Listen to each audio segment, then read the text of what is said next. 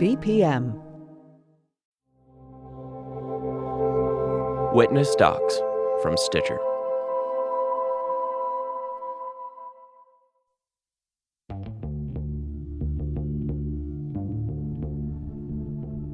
Hi, Seizing Freedom listeners. I want to tell you about another podcast I think you'll enjoy. It's called 1865, and they just released their brand new second season. In this series, Ulysses S. Grant takes the White House, intent on rooting out corruption, crushing the KKK, and bringing peace to a troubled nation.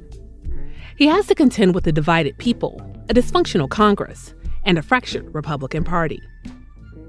While abolitionists across the country celebrated their hard-fought win in the fight towards equality, the steadily growing Ku Klux Klan threatened to undo all the progress that Reconstruction had made. Not to mention, the political world of Washington was in complete disarray. You're about to listen to a preview of 1865. While you're listening, be sure to subscribe to 1865 on Apple Podcasts, Amazon Music, or wherever you listen to podcasts. Anything else? When the articles of impeachment reach the Senate, and they will, the president would like you to consider testifying. I've already informed Mr. Stevens I have no intention of taking the stand. Mr. Grant. General Grant. And the evidence I have submitted to Congress speaks for itself. All the same, we would appreciate the opportunity for the president's lawyers to ask a few questions on the record, just to clear up some of the murkiness surrounding what transpired between you. Then issue a subpoena. I will not voluntarily subject myself to being called a liar on the floor of the Senate. There are alternative arrangements that might be made. Arrangements more favorable to the president and to you. Careful, Mr. Cooper.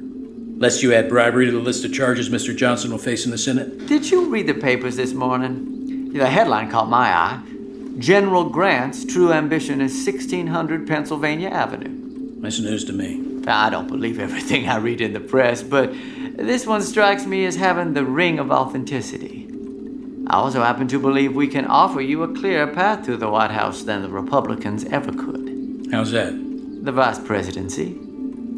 If you were to testify and corroborate the president's version of events, he might be inclined to add you to the ticket at the Democratic convention this summer.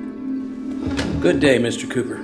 Where do you think you're going? Where I belong. The office of the General-in-Chief. You're making a grave mistake. I don't think so.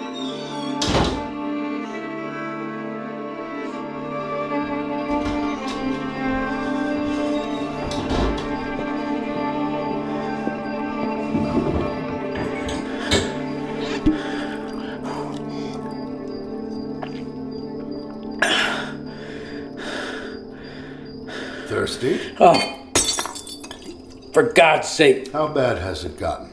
You're drinking. You scared the life out of me. And the booze out of your bottle. You're not gonna lick it up off the floor, are you? What are you doing in my office? What were you doing in mine? Leave at once. You must be in a drunken fog to form an alliance with a man like that. To whom are you referring? Don't play the fool with me, Johnson. You think I'm helping Johnson? You're certainly not helping me. I'm not helping anyone. Well, at least we agree on that. Do you know who just paid me a visit? Lorenzo Thomas, the new interim war secretary, just tried to take my office. What did you do?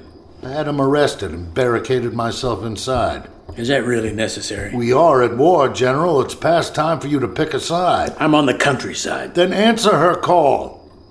New York has nominated you. I do not want the office. This is not about what you want. I would go to the presidency like a man going to the place of his own execution. Washington said that. Yes, he wanted to go home after the war. Washington wanted to retire and live out his days in peace and tranquility on Mount Vernon. Until a disgruntled rebel took up arms, raised a militia, and marched on a federal armory. Shays' Rebellion. And in the country's hour of need, General Washington answered the call of duty. He raised an army, and he put the rebellion down. You know what's happening down there, General? Yes. Then get in the fight! I see their bodies, Mr. Stanton. Our boys. Lying face down in the muck of the trenches like carcasses left to rot. When I close my eyes at night, I cannot muster a moment's rest because it's forever seared in my memory that I'm the one who put them there. The rebels put them there. And they're still at it now. Donning hoods, torches, riding through towns and villages on horseback, wreaking havoc on the freedmen night after night. And Johnson? He looks the other way while the local authorities do nothing. God forbid, if impeachment fails and he secures a second term, just think of the damage he will do. If you stand in the presidential election, it won't be a contest at all. No man can defeat the hero of Appomattox. Not on the battlefield and not at the ballot box. Least of all Andrew Johnson.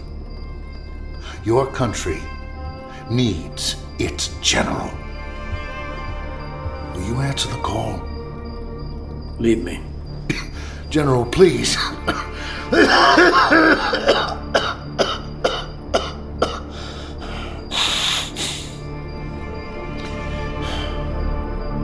You have my answer.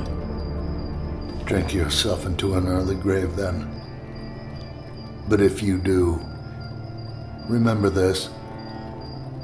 Those boys who haunt your dreams, you will have dishonored their memories, and you will have rendered their deaths meaningless.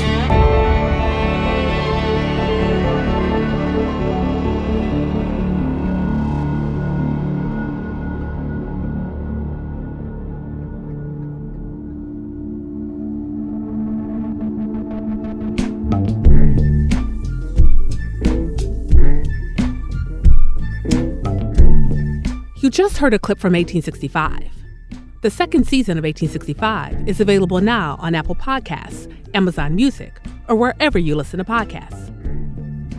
You can also listen to episodes of 1865 early and ad-free when you subscribe to Wondery Plus in the Wondery app.